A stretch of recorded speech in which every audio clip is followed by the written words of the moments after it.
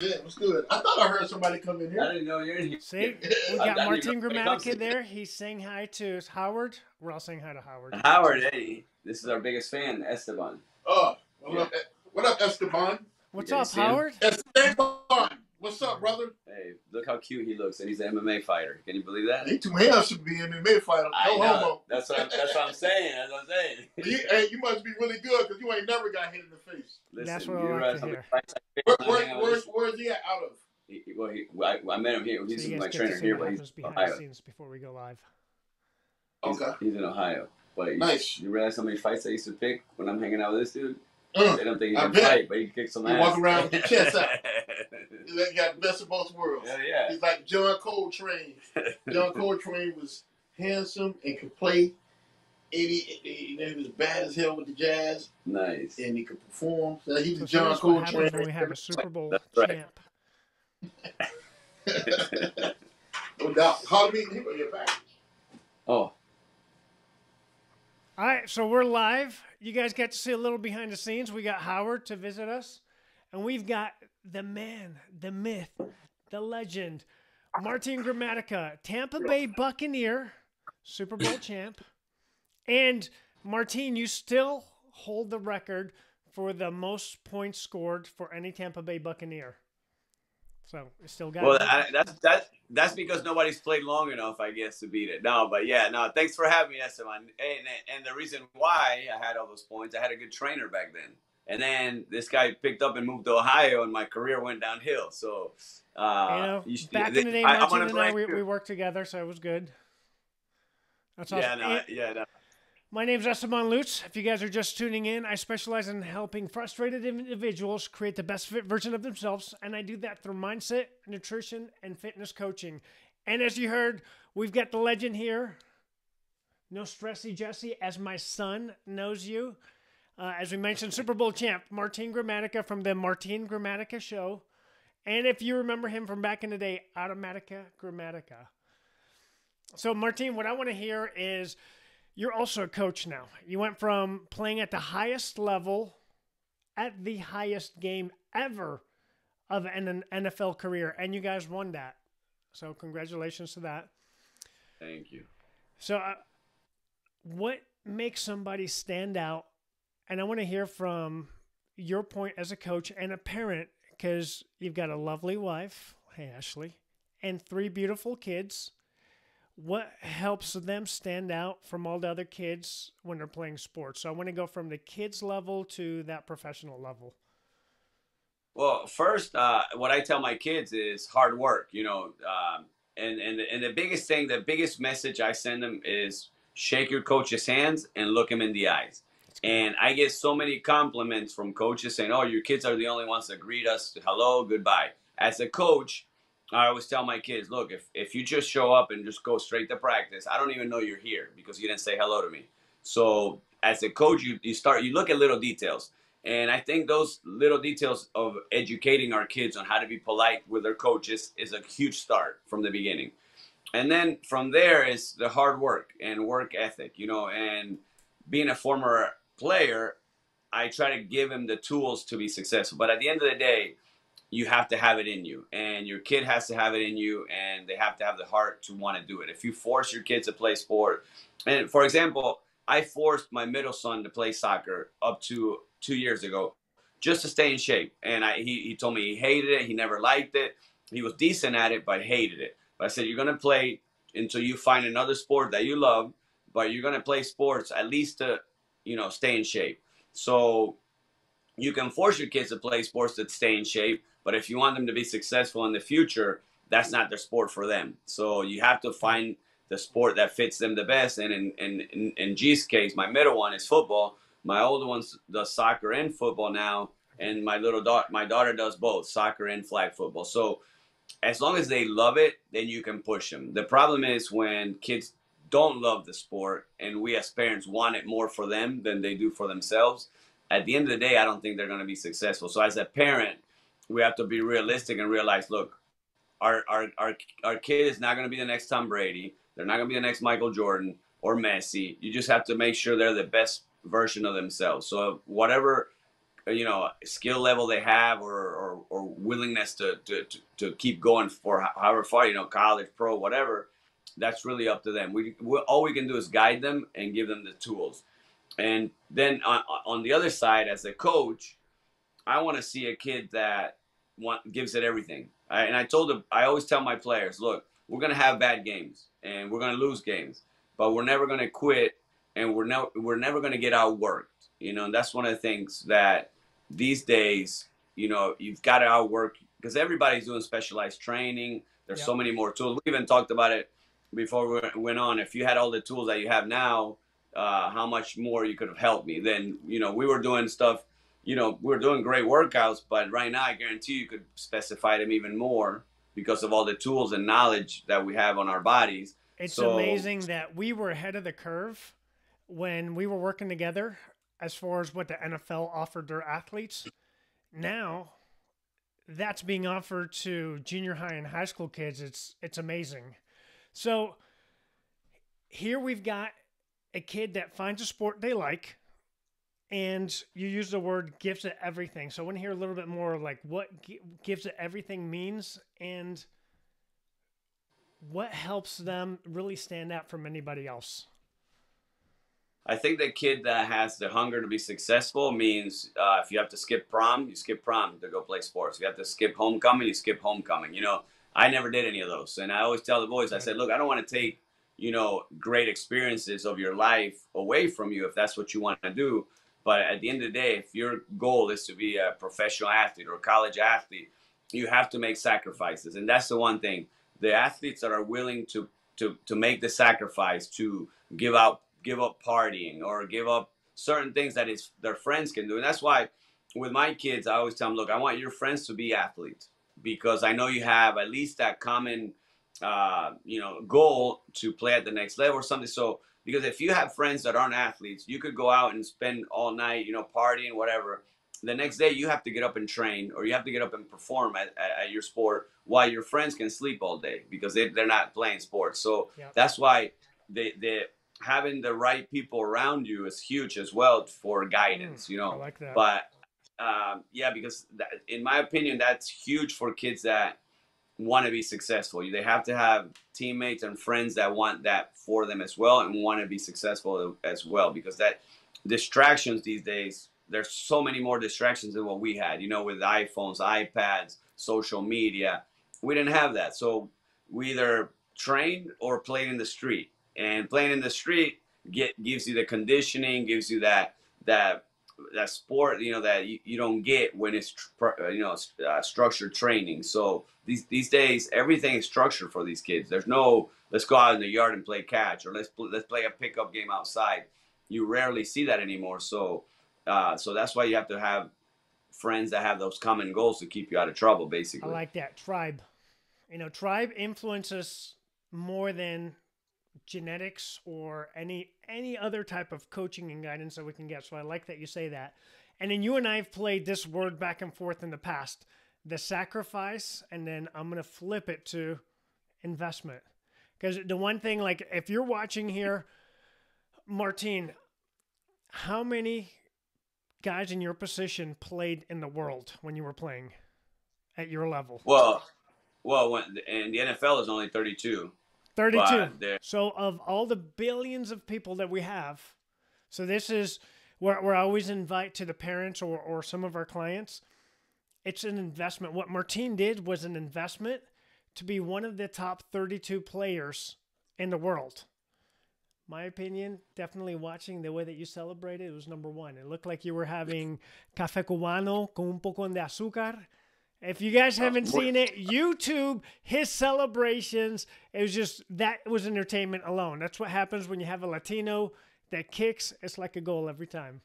Listen, I was scoring a soccer goal every time I kicked the field goal, so that's why I was excited about it. No, but, my goal my whole life was to be a professional soccer player. And then coming to the United States, I switched over to football my senior year. And then once I started playing football, I said, I have to make it to the NFL. That was my way to say, look, I can financially support my family. I can help my family out. So I had a goal and I had a purpose for making it. And that's another thing too. Kids need to find their purpose, why they want to make it. And obviously once you make it, you want to win a championship. So it's not all about the money. But I knew personally that I wanted to play a sport to financially support my family. And in doing that, you want to win a championship. There's nothing better, because that Super Bowl year, we talk about that Super Bowl game and the trophy and the ring and all that, but the journey of that year was even more gratifying than the game. That's I awesome. mean, the friendships, the practicing, the jokes, the jokes that you play in a locker room, you can't do it any other job because you get fired, so that's what I remember the most. That's what I miss the most. That's what so yeah, so there is a lot of sacrifice. And like you said, investment, you got to invest in yourself. And that's one of the things where I tell the kids, my kids, I mean, they do gluten-free diet. Like, we try to guide them. At the end of the day, if they, who knows if they'll make it, but at least I could feel good at night knowing that I gave them all the tools to at least try to make it. And now at the end of the day, if they don't want to, or if they're not into it, or if they lose passion for the sport, then nothing you can do about it. But at least give them those tools. I love that. And so you're talking about a specific diet, which we'll talk about in the future. If you guys are watching, we're going to have multiple parts here with Martin Gramatica. But that's so key, is having the knowledge and experience of a parent. Actually, in your case, it's two parents that are athletes that have the knowledge of nutrition. Because without that proper nutrition, you're not able to perform at your physical highest level, and having that professional guidance. So it's, I remember having a trainer back in the day telling me that nutrition was almost as important as training, and I didn't really believe him, because when you're young, you want to eat anything, and I was like, I'm not listening to him. I'll work out with him, but I'm not gonna. And no, but it's true though. The nutrition is huge. It's huge. Now I realized what I was eating back then is what I should not have been eating. Especially now myself, I do a gluten-free diet. We do more of a like vitamin supplements that, we were doing some of that, but like the knowledge of that and how it has evolved. I mean, we're talking about over 20 years since we did it. So, it's changed a lot. and so I want to shift a little bit from what we're talking about. So you're like my baby brother. You're a little bit younger than I am. And then there's a guy that's playing on your team now, Tom Brady. I don't know if the people watching have heard of him or not. So he's 1 year behind you as well, right? 1 year, yeah. So yeah. So you guys played together in a team. You played for the Patriots for some time as well. What would you say is his secret sauce to be able to play like holy junk? Who plays at 44? Especially at that level and at that position. What would you say are some key things that he's been able to do and duplicate throughout his career? Well, first of all, I spent a little bit of time, not a lot. I spent the off season, which is basically the off season is where you see the real athlete, because during the season, everybody wants to play the game. The off season is where you put in the work to be successful during the regular season. So watching him work in the off season and being the first one at the facility, the last one to leave. But my favorite thing about Tom Brady, obviously we're talking about the nutrition and the exercise and all that, but how humble he is, because for a person that has achieved as much as he has, he's just a great guy. And you can see that his teammates love him, and, the people around him, just because he's genuinely a good guy.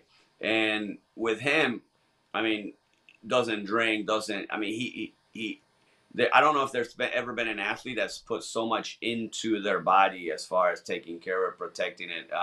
They developed their training method because it's worked for him. Now they're selling it all over the place. So, and he's not a big guy as far as weights. It's more about bands and flexibility, hydration. He talks about, he's got his jug of water everywhere he goes, so he's hydrated. Yeah, and then obviously the nutrition. He watches exactly what he eats, when he eats it. So it's unbelievable, the sacrifice. Because if you think about it, there's a time where you're like, okay, I've got 7 Super Bowl rings. I married a supermodel. It's time to have a drink or enjoy life. But his enjoyment of life is winning Super Bowls. So he has to put in that work to be able to be successful. And it's just unbelievable that. And he even brought up the fact that he thinks he could play till he's 50, and I don't think anybody can doubt it or question it. The way he shows up? I believe it. He looks better today than he did 5-6 years ago. He It's like actually it's does. unbelievable. I think the sunshine here, in Florida did good for him. Get a little That man tan. looks happier now than he ever has. It's amazing. Well, I always say, I bet you if there's one regret that Tom Brady has in his NFL career, it's not coming to Tampa sooner and Sooner. enjoying the weather, the water. Derek Jeter's mansion. He would have loved to maybe come a few years earlier. That's funny. So let's shift before we close to the NFL. What allows somebody to get to that level and stay there? Because the reality is there's so many players, for those that don't follow, that get cut before season starts. So what is it about that mindset? And actually tune into you as well. Like, what allowed you to beat out your competition year after year after year and to play at that highest level? And what is it that you see with these other highest level performers?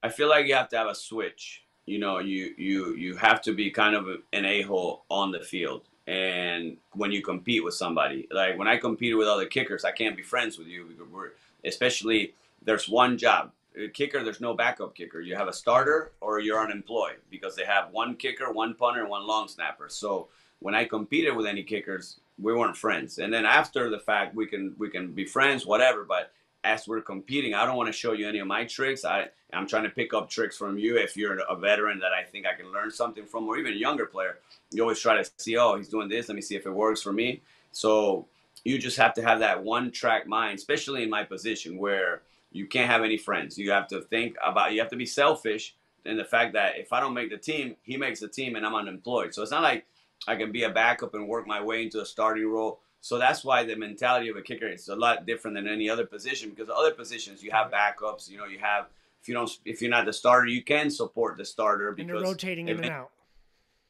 Because one day you can be that guy. With kicking, you have to be very selfish. Say, look, I'm the guy. I have to be the guy, and you have to outwork everybody. That was my philosophy, was to outwork my competition, because physically, I was 5'8", 165 pounds. So I wasn't the strongest guy, but I had to work my full body to be able, because my kick is all explosive and I used every ounce of my body. Very unique technique. I didn't get that. Could you try? I had to, because that was the only way that I could compete with bigger, stronger kickers. So that's why I had to have my whole body in shape. When people realize, well, do you just do leg press at the gym? No, we work everything, because and I remember when we trained, we did a lot of stability, because your power would come off of one leg, but if that base leg was not stable, you put physics into it, there's no power behind it. So like you said, a lot of people are like, oh, you can leg press. No, you've got to stabilize. We're getting into fitness nerdy stuff, but yeah, you just the core totally stood out the way you got into it. Right, the core stuff that we did. I mean, I feel like some of the stuff that we did back then, people are looking at us like we were crazy, and it's what everybody's really doing now. So like you said, you were ahead of the game when it came to the core stability. I remember doing, one-legged arm curls to activate the core. So everything we did the Bosu ball quite a lot, I remember, with you. So that was more, everything had to do with core and stability, because in my case, I had to use every ounce of that. So, but at the end of the day, it's mental toughness and outworking your opponent. Because with kicking, there's millions of kickers that can go out and kick 60-yarders. And you see kids in parks kicking the ball a long way. At the end of the day and that's why there's some players are called gamers. You have players that, they don't practice well, they don't look good at practice, but once the game starts, they're like a different athlete. And I prefer to have that than a practice player. And that's one of the things when I coach my kids, I said, I don't want practice players. Okay, I don't want studs at practice that then when you get into the game, they choke. So I need you guys to work hard at practice, but also be gamers. And that's the thing. As a coach, you look for those gamers, and sometimes they're not the best at practice, so you don't know that you have a gamer until you play a real game. So, but yeah, as a kicker, you have to be a gamer. You have to perform in the game. If not, they'll find somebody else. Yeah, and one of the things that I've seen transition from athletes to the real world, in my world of transformation, is that mental toughness of being an athlete carries over to a strong relationship, a strong business ethic, a strong being able to overcome any barriers that get thrown their way. So in that world of transformation, whatever it is, and we coach and guide them into here's a nutrition pathway or here's a fitness pathway, that mindset that you're talking about, that mental toughness, totally carries over. So I'm a huge advocate of get your kids in sports, because that's going to carry over to life skills. Well, the work ethic that you need for sports will carry over for anything. Also, learning how to work with teammates. If you play a team sport, it'll help you be able to relate and talk to people at the workplace. And also, it'll create a thick skin, because, you know, in sports, when you have make a mistake, somebody may say something, and if you're mentally weak or not thick-skinned, then you're going to fail in sports. And then if you're not strong enough to do that, then you're going to fail in real life and in business. So that's one of the things I tell the boys. You know, when I coach them, I said, you have to have thick skin. You know, you can't let one mistake force another mistake, or you can't. Because as a kicker, we had to have a really short-term memory, whether you made it or missed it. If you miss a kick, you can't let that kick make you miss the next one. You know, so you had to forget about it and move on. Same thing if you You're make always one. focusing on that next goal. What's my next goal? What happened past is gone. What's next? Right. The future. You got to look forward. Yeah. Don't look back. You build momentum with positive kicks. Obviously, you know, if you make, you know, if you're like in a row and you made 10 in a row, oh, now I have confidence. So you use that to your benefit as confidence. But now the bad kick or a mistake, you got to forget that one right away. You use it to fix whatever you made, that mistake that cost you to make that kick, miss that kick. But then you move on, and then you can't let it get mental. That's the thing. If you let it get mental, that's where the problem is. Yeah, awesome. Well, Martin, I appreciate your time today. It's so cool to have you on. Feel honored. I feel blessed, and definitely would love to have you in the future so we can have a fitness component and have a nutrition component on how you're coaching individuals. And if you guys want more of Martin, he's got the Martin Gramatica Sports Show. That's Monday through Friday. We'll place a link down below. And also you could follow him on Instagram. I've got that on the screen right now. It's at Martin Gramatica and the number 7. I happen to love that number. That's really good. I know. I always say when I think you stole my number, man. I like that. I 7 means something, but we could put kicker number 7, you know, Martin. Kick 7, that's what it is. Listen, I don't have a t-shirt like that. I need a t-shirt. I got to promote your business. I want a t-shirt. Done deal. Awesome. Quédate aquí. Thank you guys for watching. Write down who your favorite player is. It's got to be Martin. Write it down in the comments. We'll see you guys next time.